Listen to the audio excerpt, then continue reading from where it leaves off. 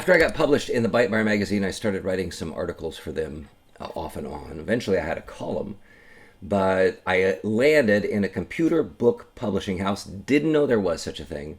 That was in my hometown, El Cajon, California. There was the publisher of this book, which is really popular. If you go to some of the Reddit sites, this is one of the classics, Learning IBM Basic, with a personal computer by Dr. David A. Lean. Dr. Lean owned CompuSoft Publishing, which was in my hometown, and that's where I worked as a technical researcher and eventually technical director. But seriously, my job was ghostwriting. And he hates that. I don't know if he's still with us, but he hated calling, but that was what I did. So I started with this book. My name's not in this book as a contributor, but I wrote the part on the back that covers disk file access. So file commands in BASIC, because the original book, the original IBM PC, didn't come with hard drives or floppy drives. So I had to write all the floppy drive stuff for the book's update. And then I researched or wrote this one, the IBM Basic Handbook, which was a reference to GW Basic that came with the IBM PC.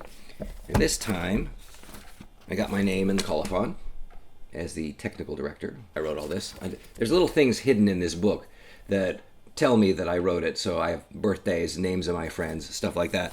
And then the last book I wrote for them, researched for them, was this one, the Basic Handbook, which was one of his famous books that he wrote over and over again. Actually, he wrote one book originally for the for the TRS-80 Model 1. He wrote a book for them, and then he just kept, quote, rolling it over, just translating the same book into different basic languages. And this is the Basic Handbook. I worked on this one.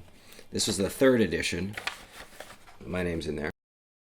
He surrounded himself with really smart people, and they did most of the work. And he made all his money because he had a contract with Epson to do the book/manual for Epson printers, which were very popular.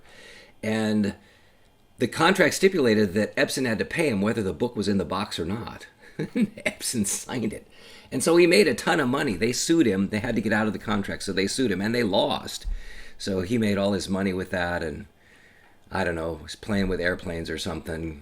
God bless him. But that was my stint at computer book publishing before I got something really weird these days, a computer book literary agent. More about that next time.